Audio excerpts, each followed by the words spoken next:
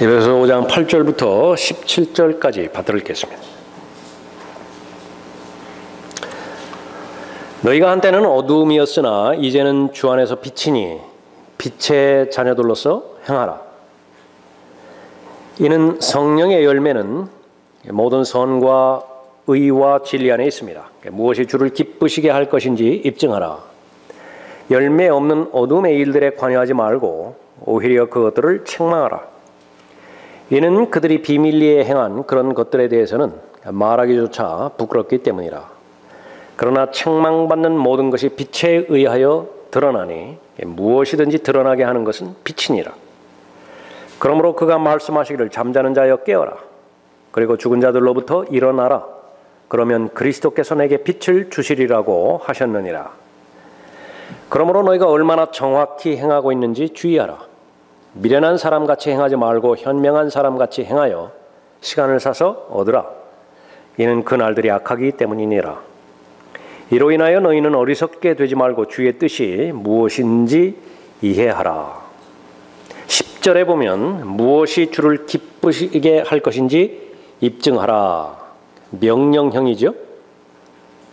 주를 기쁘시게 할 것인지 입증하라. 17절에 이로 인하여 너희는 어리석게 되지 말고 주의 뜻이 무엇인지 이해하라. 이것도 명령형이에요. 강조되어지는 상황은 주의 뜻입니다. 어떻게 하면 주의 뜻대로 살 것인가? 그 제목으로 하나님의 말씀 살펴보도록 하겠습니다. 거듭난 하나님의 자녀들에게 곧바로 하나님께서 말씀하시는 것은 이제는 일어났다고 한다면, 그 전에는 이제 누워 있었죠. 잠자고 있었죠. 깊이 잠들어 있을수록 크게 발길질을 해서 깨웠을 것입니다. 웬만큼 충격을 주어서는 깨어나지 않으니까 각자마다 다 다르지요.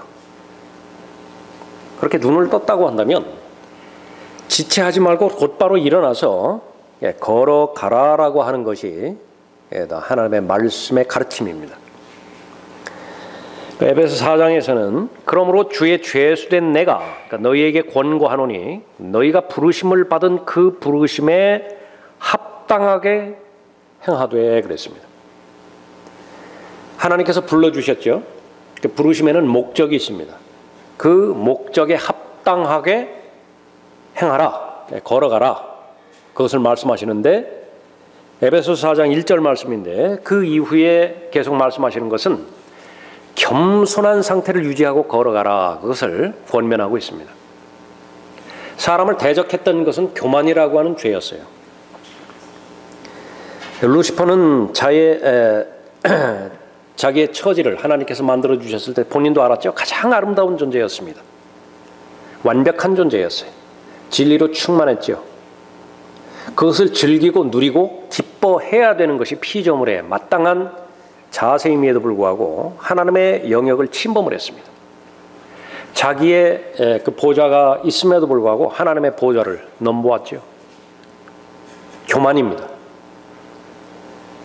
모든 죄의 근본은 교만인데 구원받지 못하게 만드는 죄도 교만이고 구원받은 다음에 정상적으로 생활하지 못하게, 성장하지 못하게 만드는 것도 교만이에요.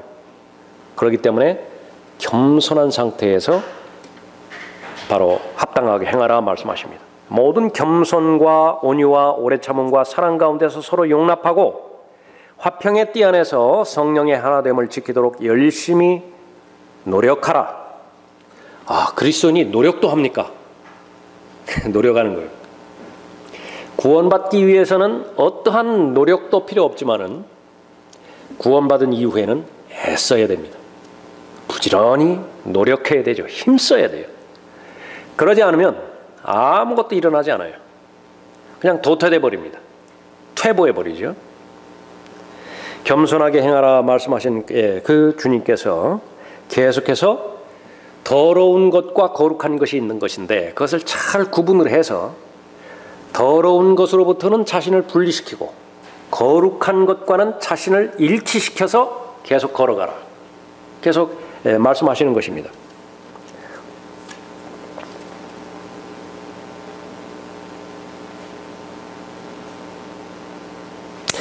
그러므로 내가 이것을 말하고 주 안에서 증거하노니 너희는 더 이상 다른 이방인들처럼 허망한 마음으로 행하지 말라. 그들 마음의 완고함 때문에 그들 안에 있는 무지를 통하여 하나님의 생명에서 멀리 떨어졌고 그들의 명철은 어두워졌으며 감각을 상실하여 자신을 방탕에 내어주어 욕심으로 모든 불결한 것을 행하느니라. 그러나 너희는 그리스도를 그렇게 배우지 아니하였느니라. 옛사람 벗어버리라고 말씀하시죠. 걸어가기 위해서는 제일 먼저 자기를 부인해야 되는데 똑같은 맥락에서 옛사람을 벗어버리라 말씀하십니다. 새롭게 해주신 생각의 영 안에서 새 사람을 입어야 되는 것이죠. 그래야 이제 그에 걸어갈 수가 있는 것입니다. 성경에서는 그것을 성별이라고 말씀하십니다. 성별을 유지한 상태에서 걸어가야 되는 것입니다. 에베소서 5장 1절에서는 또 사랑 안에서 행하라 말씀하시죠. 그러므로 너희는 사랑받는 자녀들로서 하나님을 따르는 자가 되라. 그리스도께서 우리를 사랑하시어 우리를 위하여 자신을 하나님 앞에 향기로운 냄새를 내는 제물과 희생으로 드린 것 같이 너희도 사랑 안에서 행하라. 걸어가라. 이것이 요한복음 10장 10절에서 예수님께서 오신 목적을 실행할 수 있는 방법입니다. 예수님께서 오신 목적은 1차적으로 생명을 주시기 위해서 오셨고요. 두 번째로는 그 생명 안에, 하나님의 생명 안에 없는 것이 없어요. 모든 복이 다 담겨져 있는데 그것이 하나님의 때를 맞이해서 반드시 열매로서 실현시켜야 됩니다. 잠재력은 무궁무진한데 살아내지를 못하는 무수히 많은 사람들이 있는데 너무 안타까운 것입니다. 그 겉껍질만 깨져버리면 안에서 새로운 존재가 태어나서 마음껏 누릴 텐데 그 과정을 극복하지 못하는 거예요. 그냥 애벌레로 있을 때는 그냥 지하, 어두침침한 습기가 있는 그 밑에만 휘젓고 돌아다녔어요. 그냥 그때는 아무런 의미도 없고 그냥 존재 자체가 의미였습니다. 그냥 죽지 않고 살아있는 그 자체가 의미였어요. 근데 어느 날 등껍질이 근질근질거리기 시작하죠.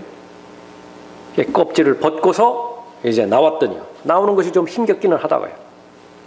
자신의 몸을 헌신하고 자신의 가치관을 잘 하나님의 가치관에 맞추고 동의하고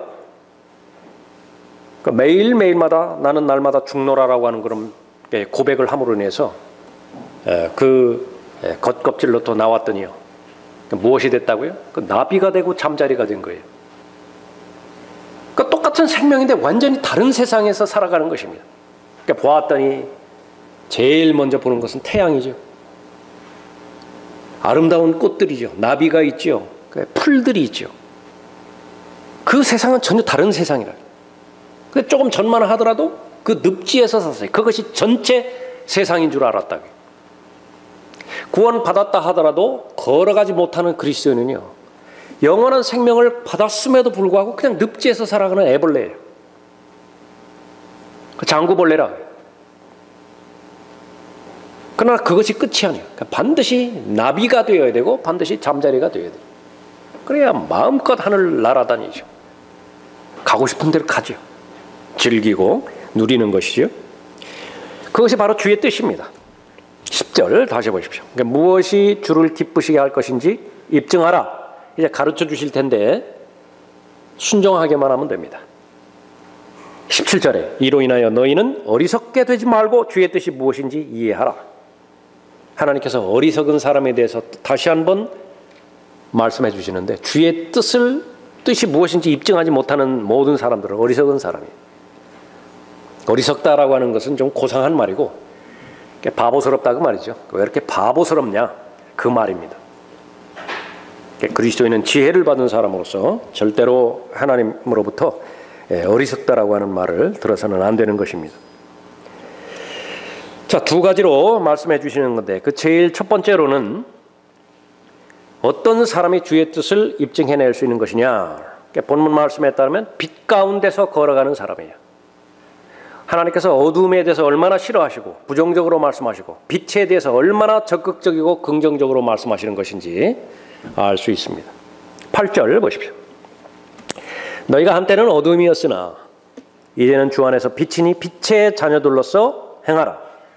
이는 성령의 열매는 모든 선과 의와 진리 안에 있습니다. 무엇이 주를 기쁘시게 할 것인지 입증하라. 열매 없는 어둠의 일들에 관여하지 말고 오히려 그것들을 책망하라. 이는 그들이 비밀리에 행한 그런 것들에 대해서는 말하기조차 부끄럽기 때문이라. 그러나 책망받는 모든 것이 빛에 의하여 드러나니 무엇이든지 드러나게 하는 것은 빛이니라. 그러므로 그가 말씀하시기를 잠자는 자여 깨어라. 그리고 죽은 자들로부터 일어나라. 그러면 그리스도께서 내게 빛을 주시리라고 하셨느니라. 너무나 중요하게 그 말씀하시죠. 제일 먼저 우리가 거듭거듭 확인해야 되는 것은 인생만큼 소중한 대상은 없습니다. 아무리 돈이 중요하고 명예가 중요하고 사람들과의 관계가 중요하다 하더라도 자신의 인생이 배제된 상태에서는 무의미하죠. 인생은 가장 중요한 것입니다. 그런데 인생은 여러 가지로 설명할 수 있는데 사람들이 막연하게 생각하는 것처럼 끝이 없는 것이 아니라 반드시 끝이 있어요. 그래서 인생은 모래시계와 같습니다. 모래시계 한번 모래가 떨어지기 시작하죠. 그리고 끝이 없이 계속 떨어지는 것이 아니라 반드시 끝날 그 시점이 있는 것입니다. 그것을 제일 먼저 확인할 수 있어야 돼요. 그러면 현명한 사람이에요. 그러면 지혜로운 사람이라. 나는 영원히 살지 못해요.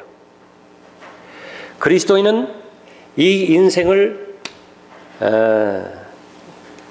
마감하는 그런 방편이 이 시대에는 특히 두 가지로 말씀하시는데, 하나는 보통 사람들처럼 죽음을 통해서 정리를 해야 되죠. 두 번째로는 이 시대에 사는 특별한 사람들만이 해당되는 부분인데 휴거예요. 휴거를 기다리기에 너무 늦어버린 사람은 이 자리에는 아무도 없습니다. 이미 기차 시간은 지나가 버렸어요. 여러분이 세대적인 경륜을 아시니까 이미 지나가 버렸잖아요. 하나님은 일곱으로 일하시는데 천년이, 여섯 번째 천년이 다 이미 지나가 버렸다고요. 지금은 무엇이냐 그러면 기차가 연착이 되었을 뿐인데 비행기가 정각에 떠나야 되는데 그러니까 무슨 이유로 인해서 20분 연착이 된 거예요. 20분 연착이 됐으면 그 비행장을 떠날 수가 없어요. 그 기차역을 떠날 수가 없는 것입니다. 그냥 대기하고 있는 거예요. 그 시대라고요. 그러니까 그것을 알면 현명한 것입니다. 그러니 그 중간에 그 과정 가운데 있는 그 시간은 얼마나 소중한 것이며 또 그 기회는 얼마나 소중한 것입니까? 매일매일 살아가는 삶의 질이 다르겠죠? 인생의 목표를 확신하는 그런 사람입니다. 예수 그리스도는 그렇게 사셨어요. 33년 반을 위해서 30년을 준비하셨지 않습니까? 예수 그리스도를 가장 잘 따랐던 바울, 인생의 목표는 하나님의 뜻을 이루기 위함이에요. 하나님의 뜻은 왕들 앞에서, 통치자들 앞에서 예수 그리스도를 증거하는 것인데 그 왕들에는 네로가 포함이 되어 있죠. 그런데 아직 네로 앞에 서서 예수 그리스도를 증거하지를 않았어요. 그러니까 아무리 무서운 태풍에 시달린다 하더라도 죽을 수가 없는 거예요. 하나님께서 안 죽이셔요. 그것을 바울은 알고 본인이 확신했을 뿐만 아니라 주변 사람들도 독려했다고요. 이것으로 안 끝난다고요. 반드시 나는 왕 앞에 서야 된다. 그 왕 앞에 서기 전이기 때문에 나에게는 아무런 일 없다. 그러니까 여러분의 똑같은 고백이기도 합니다. 구원 받을 때부터 하나님 앞에 물어봤죠. 주여 내가 어떻게 하기를 원하시나이까? 우리 모두의 질문입니다. 구원받은 이후에, 구원받기 전까지는 다 묻어버린 거예요. 그것이 침례죠. 무엇을 했든지 하나님께서는 물어보지 않으세요. 그러나 이제 진리의 지식으로 시작이 되었다고 한다면 주여 내가 어떻게 하기를 원하시나이까? 마지막에 모든 사도들의 고백과 마찬가지로 그리스도인들도 모두 같은 고백을 하는 것입니다. 나의 달려갈 길을 다 마쳤다. 그러나 나의 달려갈 길을 기쁨으로 끝마치고 내가 주 예수로부터 받은 사역, 곧 하나님의 은혜의 복음을 증거하기 위해서라면 이런 일을 전혀 개의치 아니할 뿐만 아니라 나의 생명을 조금도 아끼지 아니하노라. 주변에서 죽음을 하나 둘 경험하기 시작한 뒤로부터는요, 복된 죽음이 어떤 죽음인 것인가 가만히 생각해 봅니다. 어차피 한 번은 죽을 거 아니에요? 그러니까 가장 복된 죽음은 순교자의 죽음이라는 결론에 도달했습니다. 이면에서 보나 저면에서 보나 총체적으로 보나 그 죽음보다 더 값진 죽음은 없어요. 죽음의 관문을 통과하기까지 얼마나 고통스러워하는 사람들이 있는지 아십니까? 어떤 사람은 진통제도 듣지 않는 고통이 있다. 심지어 왜 수많은 사람들이 안락사를 법으로 합법화시켜가지고 그 죽음의 혜택을 보려고 그렇게 애를 쓰는 것이. 그러나 이런 고백을 했다고 한다면 얼마나 복된 삶입니까? 하나님의 은혜의 복음을 증거하기 위해서라면 이런 일을 전혀 개의치 아니할 뿐만 아니라 나의 생명을 조금도 아끼지 아니하노라. 이런 확신은 어디에서 왔나요? 주의 뜻이 무엇인지를 입증한 사람의 고백입니다. 베드로 역시 마찬가지였죠. 진리를 알기 전까지는 얼마나 우왕좌왕했습니까? 얼마나 감정적으로 결정을 많이 했어요. 그러나 사도행전 15장 이후에 은혜의 복음을 깨닫고 또 예수 그리스도를 위해서 자신의 생애를 드린 이후에는 얼마나 귀한 하나님의 사역에 전념했습니까? 그리스도인 역시 마찬가지입니다. 그리스도인에게 바로 다가오는 세상, 그걸 아주 긍정적으로 말씀해 주신 분이 있죠. 이 지상의 삶을 다 살고 났을 때에 상상할 수 없는 놀라운 그런 장면이 우리를 기다리고 있다고 말씀하십니다. 너희는 마음에 근심하지 말라. 너희가 하나님을 믿으니 또한 나를 믿으라. 내 아버지 집에는 많은 저택들이 있느니라. 그렇지 아니하면 내가 너희에게 말하였으리라. 나는 너희를 위하여 처소를 마련하러 가노라. 내가 가서 너희를 위하여 처소를 마련하면 다시 와서 너희를 내게로 영접하여 내가 있는 그곳에 너희도 있게 하리라. 여기는 더 이상 월세, 전세 이런 거 없어요. 재개발 이런 거 없다고요. 인류의 역사 보면 개토라고 하는 것도 만들어놨죠. 아주 불황아들만 이렇게 그 범죄 집단만 그렇게 만들어가지고 거기서 가둬버렸다고요. 그런 것도 없어요. 그러니까 누가 이 약속의 말씀을 받았는 것인가? 그러니까 주의 뜻을 아는 사람들이에요. 죽으면 어디로 가는지 아는 사람이고 그 약속을 어떠한 의심 없이도 받아들이는 사람이라. 그러나 다른 한편에서 동전의 다른 한 면에 있어서는 부정적으로 말씀을 하세요. 그 똑같은 사건인데 무엇이라고 말씀하십니까? 이 때문에 우리가 애쓰는 것은 거하든지 떠나 있든지 그분을 기쁘시게 해드리기를 바라는 것이라. 구원받은 것으로 다가 아니라 구원받은 다음에 애써야 된다고 말씀하세요. 고린도후서 5장 9절에서. 왜 그런 것인가? 다가오는 사건이 나를 기다리고 있기 때문에 그렇죠. 이는 우리 모두가 반드시 그리스도의 심판석 앞에 나아가서 선이든지 악이든지 각자 자기가 행한 것에 따라 자기 몸으로 행한 것들을 받을 것이기 때문이라. 그러므로 우리가 주의 두려움을 알기 때문에 사람들에게 권유하노라. 그러니까 여러분들이 아셨다고 한다면 주변 사람들에게 권유해야 된다. 그러니까 무엇을 권유하는 거예요? 선이든지 악이든지 모두 결산하게 되는 거예요. 구원받은 이후에 주님 만나게 될 때까지의 그 하나님께서 주신 기회, 시간,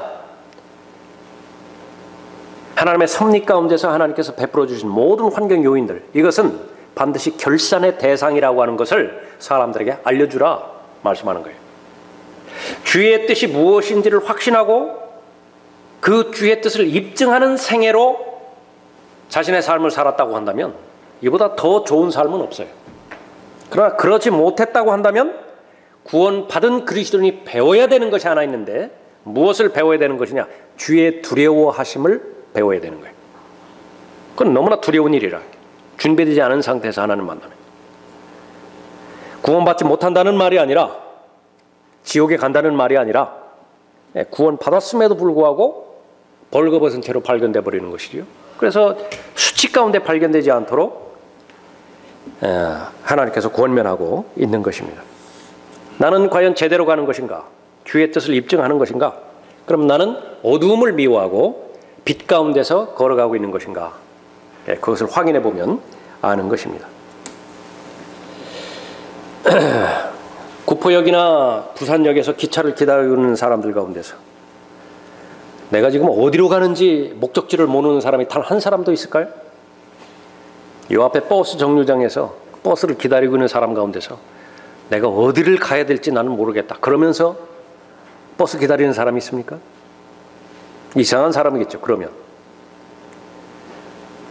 그것을 확장하면 어떨까요? 확장하면 나는 분명히 어디로 지금 가고 있는 것인데, 걸어가고 있는 것인데, 행하고 있는 것인데, 어두움 가운데서 걸어가고 있는 것인지 빛 가운데서 걸어가고 있는 것인지 도무지 나는 감을 잡지 못하겠다, 그런 사람은 없어요. 성경의 권면은 반드시 나는 제대로 걸어가야 된다라고 하는 사실이죠. 사람은 마음에 생각하는 그것이 바로 그 사람 자신이죠. 나는 어두움에 관련된 일들을 많이 생각하는 사람인가, 빛에 관련된 일들을 많이 생각하는 사람인가. 마태복음 6장에 의하면 두 가지가 비교가 되어서 나오는 것인데, 하나는 하나님에 속한 것이 있어요. 하나님의 나라가 있죠. 하나님의 의의가 있죠. 하나님께서 인정하시는 보물이 있죠. 그런 것들이 하나 있고, 다른 편에 땅에 속한 것들이 있어요. 먹을 것과 마실 것이 있죠. 입을 것이 있죠. 누가복음에서 언급하는 것처럼 창고를 계속해서 넓혀가는 인생의 계획을 세운 그런 사람들이 있죠. 나는 어느 편에 마음이 더 기울어져 있는 것인가? 둘 다 필요합니다. 그리스도인은 환상 가운데 사는 사람이 아니기 때문에 반드시 먹을 것이 없으면 죽어요. 수일 집이 없으면 어떻게 내일 해야 될 일을 할 수 있습니까? 그건 반드시 필요하다고요. 그러니까 문제는 우선순위입니다. 우선순위는 가장 상위의 목표가 있어요. 상위의 목표를 이루기 위한 하위의 과정들이 있어요. 이것이 조화를 이루어야 됩니다. 그러면 그 사람은 잘 사는 거예요. 구원받은 그리스도인에게 그 그리스도인이 보내는 시간 중에서 하나도 헛된 시간은 없습니다. 다 하나님께서 인정하시는 시간이고 기뻐하는 그런 시간이 돼요. 돈도 마찬가지예요. 그리스도인이 어떤 형태의 돈을 쓰든지 간에 그것은 하나님께서 기뻐하시는 것이라. 하나님께서는 주시는 분이시죠. 필요가 보이면 주신다고요. 받는 사람에게 반드시 점검되어야 되는 상황이 있습니다. 그것은 무엇이냐고요. 당연하게 주어지는 것이 아니에요. 자녀들이 철들기 전에 부모님의 그 베푸시는 은혜에 대해서 당연하게 받아들이죠. 아들이니까 딸이니까 뭐 당연하게 그렇게 베푸시는 것이라. 그러니까 이제 철이 들면 어떻게 돼요? 이제 감사하기 시작한다. 그 은혜를 비로소 알기 때문에 그래요. 이 은혜에 대해서, 받는 것에 대해서 익숙해진 사람 가운데 하나가 이제 이 목회자들일 수 있습니다. 받는데 익숙해져 버리면 아주 이상하게 돼 버려요. 하나님께서 분명히 주신 것이지만은 그것은 아주 희생적인 마음과 헌신적인 마음을 통해서 하나님의 사역자들에게 전달되어지는 것이에요. 반드시 감사해야 된다. 하나님 앞에 감사드리는 것은 물론이고 그것을 입증하기 위해서 각 성도 한 사람 한 사람에게 감사해야 되죠. 그것은 나는 영적인 일을 가르치고, 그러니까 물질적인 것을 받는 것은 너무나 당연한 일이다. 마음의 자세가 결정하는 것입니다. 예. 자, 나는 자유로운 시간이 주어지면 나는 무엇을 하고 싶은 것인가? 여러분 개인적으로 한번 물어보십시오. 예, 그렇다고 한다면 여러분은 빛 가운데 걸어가고 있는 것인가? 아니면 어두움에 관심이 있는 것인가? 그것을 결정할 수 있는 것입니다. 여러분에게 돈이 주어졌어요. 열심히 일해서 돈이 주어졌든 아니면 누가 주었든 돈이 주어졌을 때 그 돈에 대한 계획, 제일 먼저 떠오르는 계획은 어떤 계획인가? 생산적인 그 부분에 돈을 쓰려고 하는 것인가? 아니면 혹시 그것이 하나님과는 거의 무관하고 더 나아가서 죄와 관련되어 있는 그 부분에 돈을 쓰고자 하는 것인가? 체크리스트라. 사람은 정서에 좌우되어지죠. 그러니까 사람이 화가 나고 사람이 기뻐하고 이것은 정상적인 사람이에요. 분노라고 하는 것은 하나님께 주신 정상적인 정서예요. 감정이에요. 그걸 부인하면 안 돼요. 기쁨도 역시 마찬가지라고요. 그러니까 내가 기쁨의 원천을 찾아야 되는데 나는 어디에서 기쁨을 찾는 것인가? 적지 않은 사람은 도박에서 찾는다고요. 적지 않은 사람은 성희롱하는 데서 그 기쁨을 찾고, 적지 않은 사람은 조폭에 가담해가지고 거기서 돈 갈취하는 데 있어서 갈취하는 그 과정을 통해서 기쁨을 찾는다. 하나님의 말씀을 어디에서 기쁨 찾으라고 그랬어요? 성령 안에만 있다. 성령 안에. 하나님의 나라는 먹고 마시는 것이 아니라 다만 성령 안에서 의와 화평과 기쁨이라. 그 성령 안에 있는 기쁨을 찾기 위해서는 어떻게 해야 됩니까? 말씀으로 들어가면 돼요. 기도의 재단으로 들어가면 되죠. 그러고 있는 것인가? 그러면 여러분은 빛 가운데서 걸어가는 것이에요. 그러나 그렇지 않으면 어떻게 되는 것입니까? 그것은 어두움의 일들이에요. 빛도 아니고 어두움도 아닌 것 같다. 좀 의심스럽다. 그러면 결정 내십시오. 그거 어두움이에요. 의심스러운 것은 어두움이라. 주의 뜻이 무엇인지 입증하는 사람, 가장 잘 사는 사람이죠. 성경에서는 그것을 강조하고 있습니다. 주의 뜻이 무엇인지 입증하도록 하라. 이로 인하여 너희는 어리석게 되지 말고 주의 뜻이 무엇인지 이해하라. 두 번째로는요. 어떻게 하면 그 입증할 수 있습니까? 걸어가야 되는데 두 번째로는 지혜 가운데서 걸어가면 돼요. 지혜 가운데서. 15절 보십시오. 그러므로 너희가 얼마나 정확히 행하고 있는지 주의하라. 미련한 사람같이 행하지 말고 현명한 사람같이 행하여 시간을 사서 얻으라. 이는 그 날들이 악하기 때문이니라. 이로 인하여 너희는 어리석게 되지 말고 주의 뜻이 무엇인지 이해하라. 말씀하셨습니다.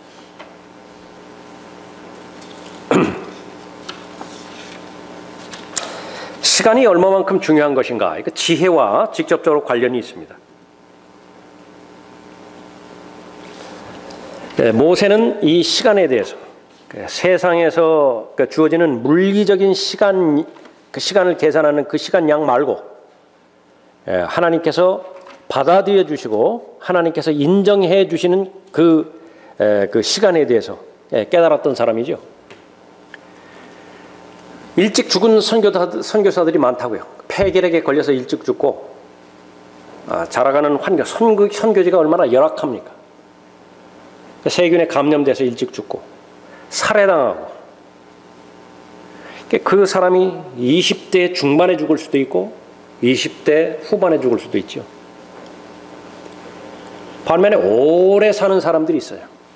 어느 나라인가 기억은 안 나는데 93세인가 하는 사람이 정권을 잡았더라고요. 여러분 보셨을 거예요.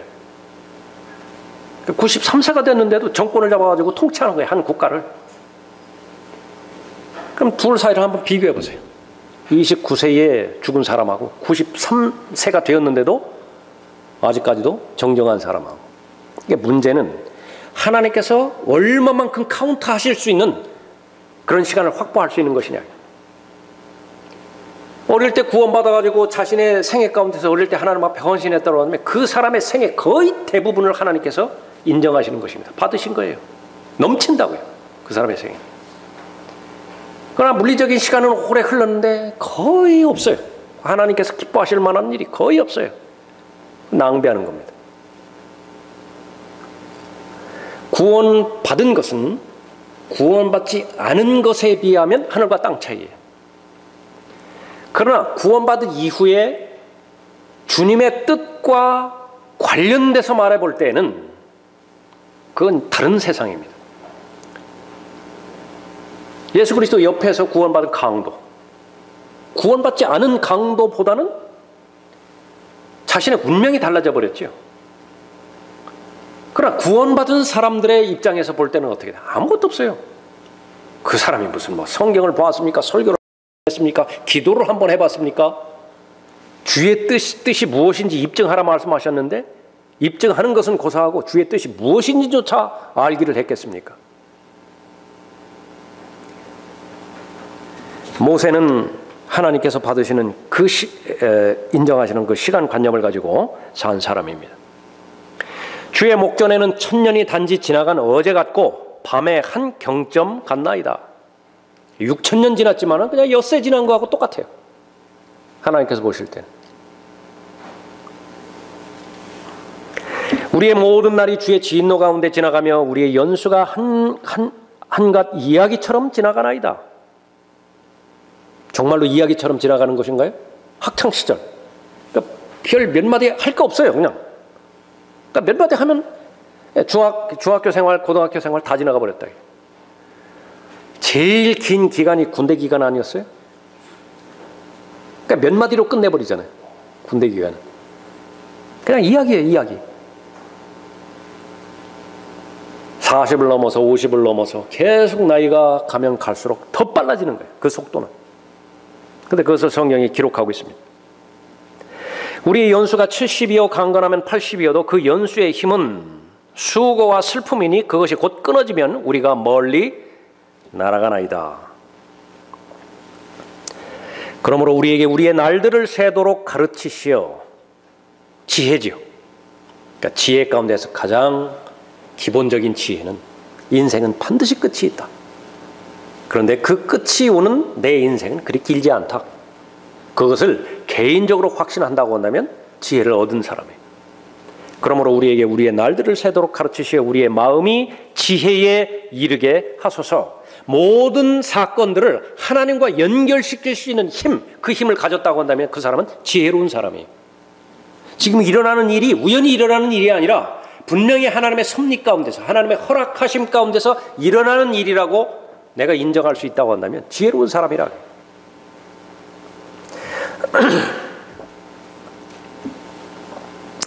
보소서 주께서 내 날들을 손너비만큼 주셨으므로 내 연수가 주 앞에서는 없는 것 같사오니 진실로 가장 좋은 상태에 있는 사람도 다 헛될 뿐이다.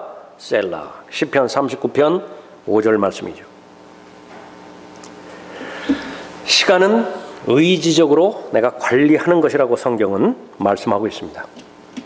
내가 관리를 해야 된다. 시간을 사서 얻어야 되는 것입니다. 그러므로 너희가 얼마나 정확히 행하고 있는지 주의하라. 미련한 사람같이 행하지 말고 현명한 사람같이 행하여 시간을 사서 얻으라. 왜요? 그 뒤에 설명하고 있는데 이는 그 날들이 악하기 때문이라. 우리가 살고 있는 이 날들이 악하기 때문에 시간을 더 적극적으로 얻어야 되고 사야 된다고 말씀하십니다. 왜 그런 것이냐? 이 세상은 여러분을 그냥 가만 놔두지 않아요. 계속 채찍질하며 그냥 편하게 잠자게 뇌두지 않아요. 그냥 계속 쫓기게 만들어요. 그 결과는 어떻게 되는 것이냐? 하나님과 관련된 일들은요 거의 없게 만들어버려요. 시간의 횡포 속에서 살아가는 거예요. 그런데 변명거리가 하나 있다고요. 바쁘다. 나는 바쁘다. 다 합리화시켜버린다고요. 마귀의 고도의 계략입니다. 그 주변에 볼 때 지나치게 바쁜 사람 별로 좋은 상태 아니에요. 한가하게 아무 일 없이 그렇게 시간 낭비하는 사람도 역시 마찬가지로 의미가 없지만은요. 하나님과 거의 관계가 없는데 계속 바쁘기만 하다. 그것은 시간의 소중함을 모르는 사람입니다. 하나님께서는 한 번뿐이 없는 인생이 얼마나 헛된 것이라고 강조했습니까? 시편 39편 5절에서 내 날들을 손너비만큼 주셨다고 그랬죠. 그마저도 가장 좋은 상태에 있는 모든 사람도 다 헛되다 그렇게 말씀하셨어요. 시들어 버리는 풀이라고 말했습니다. 인생은 뭐냐? 영원히 시들 것 같지 않았는데 그냥 시들어 버려요. 곧 없어져 버리는 안개라고 말씀하셨죠. 그러면 시간을 사서 얻으려면 어떻게 되는 것이냐? 그러니까 최소한 돈만큼 생각해야 돼요. 시간을. 돈에 대해서는 예산 반드시 세운다고요. 수입이 얼마면 지출을 얼마 할 것이다. 지출을 한다 하더라도 제일 중요한 것부터 지출해 나가죠. 그러니까 시간도 역시 마찬가지입니다. 하루 시간이 주어졌고 일주일의 시간이 주어졌다고 한다면 그 지출에 대해서 반드시 시간 계획을 세우고 또 예산을 세우는다. 그러나 아무리 이 전체 그 명제에 동의를 했다 하더라도 하루하루 무계획으로 살아간다. 그러면 그것은 하나님께서 말씀하신 시간을 사서 얻으라고 하는 그 말씀에 잘못된 것입니다. 동의하지 않는 것이라. 이 전 인류 역사를 통해서 가장 부유했던 사람, 가장 자기 마음대로 잘 살았던 사람, 그러니까 솔로몬이죠. 솔로몬이 인생 전체에 있어서 결론을 말하고 있는데, 그러니까 이것은 모든 사람들에게 다 적용되어지는 말씀입니다. 너는 이제 너의 젊은 날에 곧 재앙의 날이 이르지 않고 나에게는 즐거움이 없다고 말할 해가 가까이 오기 전에 너의 창조주를 기억하라. 시간 문제예요.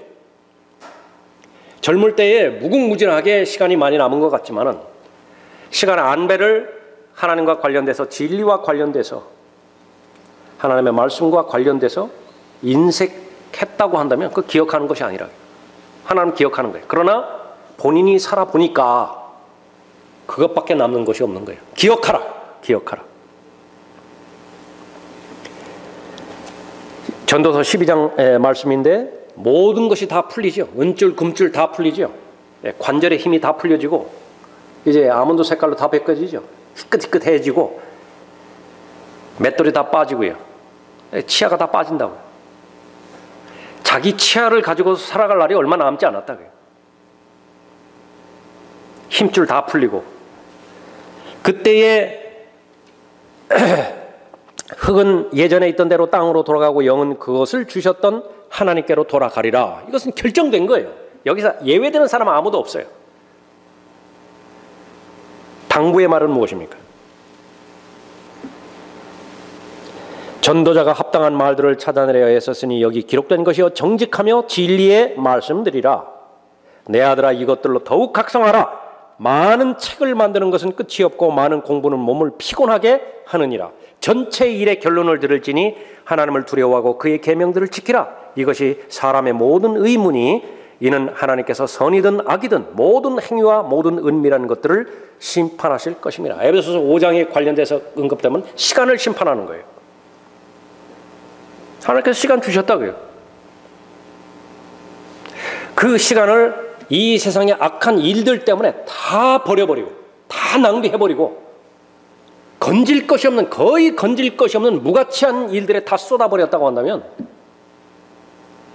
전도가가 말한 것처럼 그 사람의 생애는 헛되고 헛된 것이겠죠. 극복하려면 어떻게 됩니까? 지혜가 필요하다. 지혜. 그래서 지혜 가운데서 걸어가라고 말씀하고 있는 것입니다. 사람이 미련하지 않고 현명하다는 소리를 들었을 때 예산을 잘 세우는 사람이죠. 어떤 일을 하는데 거기 그만큼 시간이 얼마만큼 걸린 거냐 그 계산해내야 돼요. 거의 오차 없이 계산해내야 되죠. 그래야 전문가 아니겠어요. 두 번째로 돈이 얼마나 들 거냐 거기에 반드시 두 개 가려야 돼요. 두 개. 시간이 얼마 들 것이냐 돈이 얼마 들 것이냐 그것을 세워놓고 예상되는 변수는 무엇이냐. 모든 일들을 계획하고 실행할 때 반드시 적용해야 되는 원리예요. 그것이. 하물며 하나님의 말씀이겠습니까? 하나님의 그 뜻을 실행하는 데 있어서 하나님의 원수인 마귀가 뒷짐지고 있겠어요? 반드시 적극적으로 대들 것이라고요. 다른 세상 일들에 또 하나님과 관계없는 일들에 연루됐을 때는 그냥 방치하면 돼요.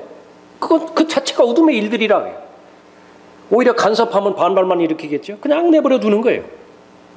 밤에 일어나는 일들에 대해서는 마귀는 간섭하지 않는다. 그러나 대낮에 참 빛이신 예수 그리스도를 바라보고서 걸어가기로 작정한 사람들이 행하는 모든 부분들에서는 두 눈 부릅뜨고 지켜보는 것입니다. 방해 안 할 수가 없다. 하나님께서 위로부터 주시는 그 지혜, 그것에 대해서 그 방해를 하겠죠. 하나님의 뜻을 이루지 못하도록 방해할 것입니다. 오늘 에베소서 5장 말씀을 통해서 주의 뜻이 무엇인지 어떻게 주를 기쁘시게 할 것인지 입증하라고 말씀하셨는데 두 가지로 살펴봤습니다. 하나는 나는 빛 가운데서 걸어가면 주의 뜻을 입증하는 것이다. 또 하나는 지혜 가운데서 걸어가면 나는 주를 기쁘시게 하는 주님의 뜻이 내 생애 가운데서 실현되어지는 것을 입증하는 것이죠. 구체적으로 그러니까 여러분이 이제 시간을 얼마만큼 사서 잘 얻을 것이냐, 그것을 여러분이 기도하시는 가운데서 여러분의 생애 전반을 한번 돌이켜보시고 나는 얼마만큼 하나님의 나라와 하나님의 의에 내 시간과 마음의 열정을 투자하고 있는 것인가. 성령 하나님께서 내주하시니까 가르쳐 주실 거예요. 인색하면 좋지 않겠죠? 하지 않는 것보다는 낫지만은 그러나 인색하다고 좀 그렇게 느껴졌다고 한다면, 감이 왔다고 한다면 하나님께 도움을 요청하는 거예요. 내가 자원하는 마음으로 풍부한 상태에서 좀 드릴 수 있도록 하나님께서 마음을 인도해 주시라고. 하나님께서 그 사람의 생애를 지키시고 보호하시며 그 빛의 자녀로서 합당하게 살아가게 하실 뿐만 아니라 성령의 아름다운 열매들을 하나님께서 주시는 진리의 지식으로 무장했으니까 하나님께서 주시는 지혜에 순종하고 지혜와 동행하니까 많이 성령의 열매를 많이 거둘 수 있도록 인도해 주시겠죠. 그 결과 하나님께서는 기뻐하신다고.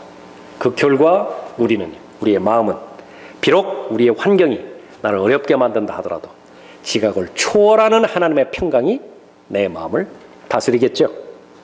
간증입니다. 그러니까 여러분의 지금까지 살아왔던 간증인데 이 간증은 우리가 들림받아 올라갈 그때까지 계속 유지해야 될 것이죠. 말씀에 전념하십시오. 믿으십시오. 단순하지만 여러분을 향해서 기록된 이 말씀 여러분을 보호하실 것이고 여러분에게 계속해서 힘을 주실 것입니다.